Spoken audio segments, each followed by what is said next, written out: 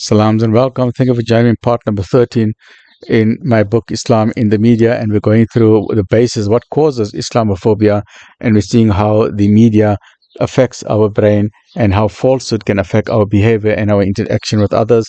And let's go through as we go through in small sections, and as we can go through as much of the book as we can, right? So let's continue with the previous episode. The Industrial Revolution gave way to the information age, and the information in turn has given way to a fast-paced, dynamic, exciting era called the digital revolution. And today, after the digital revolution, we are now in the AI revolution. And some of the things that you see on the artificial intelligence robotics, I am absolutely amazed. In the 65 years that I'm on Earth, I've never seen things in the past 10 years. What have we seen in the past 65 years? The past 10 years has been absolutely amazing for humanity. We are sending spaceships out into outer space. We have the International Space Station where people are around the Earth all the time. They're in outer space. Imagine they're in outer space. Elon Musk and his company, Tesla and SpaceX. Tesla is manufacturing electric vehicles, and China is on the heels. China is very advanced. Many other countries also very advanced in electronic vehicles.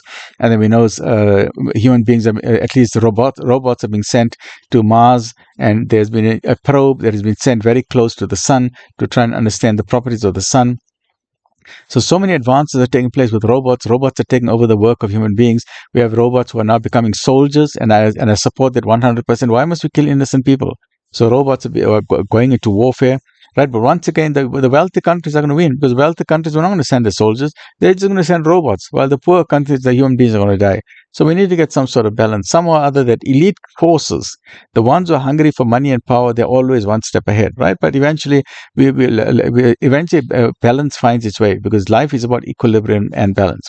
Then in addition, but the things that I like about AI technology is that the robots are being used for firefighting, absolutely amazing. So you don't need a fireman to go on a high ladder on a skyscraper. They're sending a drone. They're putting a hosepipe onto a drone, and a drone with a hosepipe is going high on top of the building, and it's shooting water. Like that movie many years ago in the 70s or 80s was it Charlton Heston, or I don't know who it was, the Towering Inferno. Those were famous actors of those days. I know it was Charlton Heston. I know Charlton Heston acted in Ben-Hur and those movies, right? Even there were others like Fall of the Roman Empire. I don't know who acted in that movie. And El Cid was a very famous movie. So there were many magnificent movies. So insofar, robots are being used in firefighting, in rescue operations, in earthquakes. And in my own suggestion is that in South Africa, we need robots to go into our mines to remove the gold and diamonds. There are certain advantages to robots. Robots don't need food. Robots don't eat. Robots don't go to the toilet. Robots don't urinate. Robots don't defecate. Robots don't sleep. Robots don't need sick leave. A robot won't come in and give you a doctor's letter tomorrow. Robots don't give you HR problems. Robots don't fight with one another. Robots are just doing their work. They work 24/7. They're working. They work morning to night, Monday to Sunday, without taking a rest. The only thing, you got to plug in another battery, you put in solar power, and then they're working continuously. Robots don't steal. If a robot takes out a diamond from the ground, the robot will put it on the shelf, will put it and give it to you. A diamond means nothing to a robot. But for a human being, yes, a human being will swallow the diamond and then take it out into the toilet. But look at the advantage of a robot. So we need to put robots into our mining industry, and that is how we can make South Africa into another Dubai. We need to take this contamination from our brain. You see, we have a small brain. If we think, no, we need our jobs. We need our jobs for our miners. No, we need our jobs. No, look at the bigger picture. We need to promote South Africa. For those people in the mines, we'll give them more jobs, open up 1,000 robot factories, and then the people from the mine, you take them out from the mine, you put them in the factory. So they start manufacturing robots. You create job creation. We tell China, we tell Saudi Arabia, we tell Dubai, build for us 1,000 robot factories. 1,000 robot factories will give us 5 million jobs. So you take all the miners out, you put them into factories, they must manufacture the robots. Then we take robots, we put them underground, we take out all the resources, and we become another Dubai. And we've got job creation. And then we supply the whole of Africa also with robots. This is how we need to think out of the box. We mustn't say, no, we need to preserve jobs. Let's face it. Many people are going to lose jobs. With robots coming, you're not going to need workers in your house. You're not going to have staff working in your house. You're going to have robots working in your house. They're already working in people's houses. They're cleaning the floor. They're going to cook your food. They're going to do everything for you. Right? So the world is changing. You either adapt or you die. You're going to become a dinosaur. If you don't adapt to the world, for how fast the world is changing, you're going to become a dinosaur. Let me ask you a question. For those of you who are my age, when I was growing up at my age, you know what is the biggest or the most popular job for women at that time? You know what it was? Amongst a few jobs was to be a typist. If you're a typist, you get a job. And you see adverts, I can type 20 words a minute. Another one say, I can type 40 words a minute. Other one can say, I can type without looking. So in some women, they would type like without looking. And you say, these women are so amazing. Their fingers would just go like that. They would have typing schools. But where's the typist today? There's no typist. If you're still a typist, you have become a dinosaur. You become extinct. So with robots are taking over the world, that is a guarantee. So my advice to the Gen Z and the youngsters, please understand what is happening with the technology. Embrace the technology. Don't run away from it. Robots are part and parcel of our life, even if you want to deny it. Robots have come here to stay.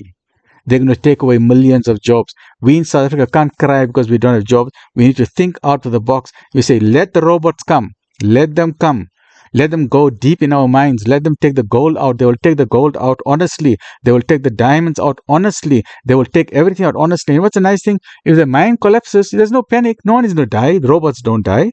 The robots will dig themselves out. And they can carry so much heavy weight.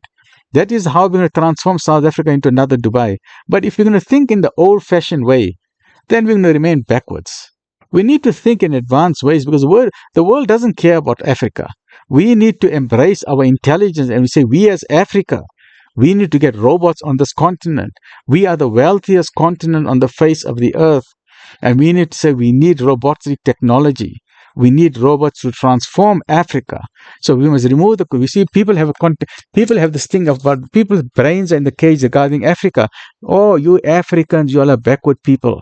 We need to break the chains around their brains to say, we are not backward people. We are people from Africa. We love our continent. We love our land. We are beautiful people. We are the only people on the face of the earth who have conquered apartheid. There is no other nation on the face of the earth who has conquered apartheid.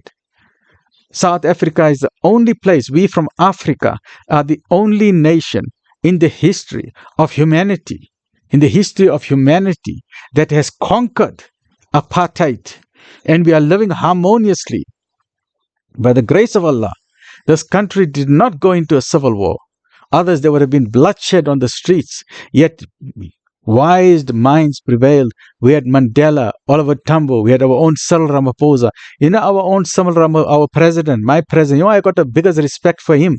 My president, Cyril Ramaphosa, who some of you are mocking. This is a man, you must thank him.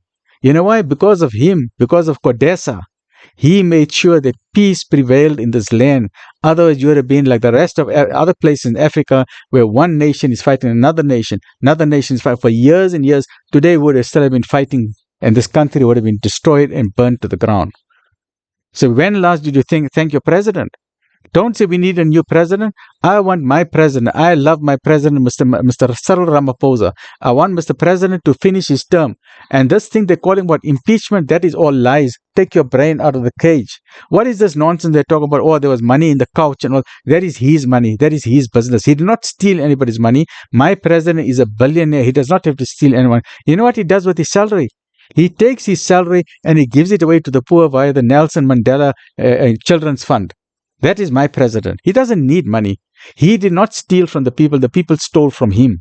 Get our brain out of the cage and let's make sure that our president support him 100%. If anyone wants to impeach our president, we as a people must stand up. You know why? Because there are evil forces who don't want to see the GNU working. And I'm saying we must make sure that the GNU, the government or national unit must work. You know why? Because the black man and the white man and the Indian man and the colored man are sitting around the table and working hand side by side. They're working together to make this land a better land for you and for me and for our children. So we need to support them. But there are evil forces who want to break that marriage of GNU. They want to say, no, let's break. You know why? Out of jealousy and out of ego and out of arrogance, we must not allow them to happen. So I'm saying we must allow our president. Why is it every time a president comes, they want to take him out? They say, no, let's have a meeting at the ANC. Let's remove the president. We put someone else. For what? We need stability in this country. And for stability in this country, I'm saying we have Cyril Ramaphosa. Let him even for another 10 years. If not, we have Cyril Ramaphosa. I'm telling you right now, let me just finish this talk. As far as I'm concerned, And I know it's a bit off the topic of Islam and media, but it's still relevant because we're talking about contamination of the brain. So for South Africa, I would say that the presidents for the next 20 years, we need stability. So we have Ramaphosa. These are my options of candidates, and I would say I like Mackenzie. Gayton Mackenzie. So I'll say Mackenzie can be somewhere there. He's a good O. And then I say Steenhuisen, John Steenhuisen. He must come there somewhere. He must be as one of our presidents. Then who else? Our lady, I forget man. Naledi Pando can be a part of that as well, and then there's so many others. There's so many. The names just slip me at the moment because I'm not too good with the names. So we must remove the contamination of our brain. If we say Steenhuisen must be a president, people say, no, we can't have a white man as a president. Why not? Why not? If we say you can't have a white man as a president, that means your brain is in a cage. You are still thinking in terms of apartheid. That means you are a racist. Because you must have anybody as a president as long as they can do a job.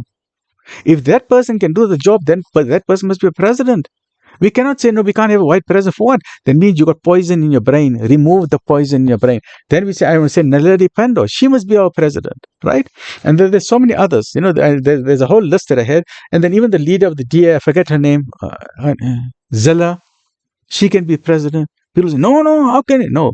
You know what, my dear fellow South Africans, you know what? We must not replace. Islam teaches us when there is evil in the world, you must not replace evil with evil.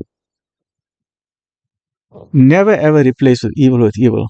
If there's apartheid is evil, don't replace apartheid with apartheid. Islam teaches if there's evil, you must replace it with something that is good. This is what Islam says. If there's evil, you must replace it with good. Now, this is a very touchy subject. Let me know your thoughts in the comments. What is BEE? BEE stands for Black Economic Empowerment. Right? We all agree with it. Black Economic Empowerment. It was a system that was developed to say, oh, you know what? The blacks refer to the black, the Indians, the colors, the Malay. Everyone who suffered under the apartheid. Then the government said, okay, let the black people get the addition advantage, so then we can have equality in South Africa. And I agree with that. But for how long must BEE continue? For how long? It's been going on for 30 years, but you know who's benefiting? Only the rich people are benefiting. Very small people of the blacks are benefiting. The rich are becoming richer with BEE. The poor are still suffering. And another question I've got, isn't BEE apartheid? Answer that question. We have replaced apartheid with BEE, affirmative action. Affirmative action is reverse apartheid. So my question to my fellow South Africans is that if we want this country to go forward, why are we replacing apartheid with affirmative action? What's the difference? There's no difference as far as I'm concerned. Apartheid is evil. Affirmative action is evil. BEE is evil. And I will tell you why. And people will start screaming now already. BEE, affirmative action says a black is better than a white. Isn't that evil? So the only way, Islam says, if you see something evil, replace it with good. Don't replace one evil with the span of man is not good. Don't replace one evil with another evil, right? Apartheid was evil. So apartheid was evil, and affirmative action is also evil. Why are you replacing one evil with another evil? How long is this evil going to continue? For 30 years, we accepted it. For 30 years, we accepted affirmative action. Now I'm saying, let's stop all of this nonsense. Now the only way we must go ahead with the country, you hire people on merit, not on the color of your skin. Let's take the poison of our brain. If we can't hire people on merit, that means your brain, you got a small brain, your brain is in a cage. And I'm appealing to our South Africans. We can make this country into another Dubai. Let's get the intelligent white people, put them in government. Let's get the intelligent black people, put them in government. Let's get the intelligent Indian people, put them in government. Let's get the intelligent colored people, put them in government. Let's get the intelligent Malay people, put them in government. Put them in government based on the merit, not because he's my comrade. He is my buddy. Jobs for pals. If we're going to continue with jobs for pals, our brain is going to be in a cage, and we will never get South Africa sorted out. The only way to get South Africa sorted out is if we remove the poison in our brain. And you know what is a poison in our brain? And sadly, I even see it in our parliament today. When we see on YouTube how these people are fighting with one another. Hi, you're a racist. You're a racist. Just because a white man is speaking, you're calling him a racist? That person is not a racist. You're a racist. We need to get this race because we are now new South Africans. Let's show the rest of the world what we can do. And I am absolutely convinced, I'm 100% convinced that we can make South Africa into another Dubai. We can be better than Dubai. And I'm sure we can make South Africa into a first world nation. We can be like USA. We can be like UK. We can be like Canada. We can be like Australia, provided we hire people on merit. And a final point, there was a study done by a fabulous, a very intelligent academic, a black African-American, I forget his name, and I get his name, I'll put it in the description below. He's written fabulous books on about affirmative action. So it's not my words that I'm saying. He did a study about affirmative action in Malaysia, or I think it was Malaysia or Indonesia. I think it was Malaysia. And he showed how affirmative action and BE was a failure. So this was, I stand under correction, either Malaysia or Indonesia. So there was affirmative action there, where there were Chinese people there, and there were the Malay people, right? So this was in Malaysia, right? So the Malaysian government said, you know what, the Chinese people are very clever, they're very intelligent, very hardworking, but for affirmative action, we want to put our Malay people, we'll give affirmative action to our Malay people. So they started hiring Malay people who were not trained for the job, who did not do the job. This was jobs for pals. This is jobs for pals. Eventually what happened? The Chinese people, they took the intelligence, they took the knowledge, they went somewhere else. What happened? The entire Malaysian went downwards because of affirmative action. So it was a proven case study, and I just can't get the name of that doctor, African-American doctor. Get his name, I'll give you his detail. A fabulous book he's written. He's done intensive study and research, and he's saying we must get this thing out of our mind that people hate the blacks. He says it's got nothing to do with hating the blacks. He said there's a culture among the blacks. We must learn from other people. He said the only reason why the Chinese or the Indians or the whites or the Europeans or other people are so successful is because they are hardworking. And if you are hardworking, then you get success in life. If you just want to sit back and think that people must give you things, you're not going to be a success. And we as Africans, we must admit something. We are not hardworking. Let's be honest. Let's look deep into our soul. Are we really hardworking? If we were really hardworking, we would have been number one in the world. So my advice to the Gen Z and everyone, let's remove toxins from our brain, remove the poison from our brain. Let's become hardworking people. And let's, in the same way that I'm talking about Islam in the media, where there's racism against Muslims, there's also racism against Africa, against South Africa. Well, at least South Africa, we've got a very high standard on the world stage, alhamdulillah. But Africa as a whole, Africa is regarded as, oh, that dark continent. Let's stay away from that. People don't want to even invest in this continent. And do you blame them? When there's so much corruption, there's been tyrannical leaders like Idi Amin and so many other people who just are worried about their own pockets. If you're worried about your own pocket and you want to control the people, putting the people's brains in a cage, those people are going to get rid of you eventually, because people want freedom. People don't want physical slavery and they don't want intellectual slavery. Stay well, look after yourself. Alhamdulillah.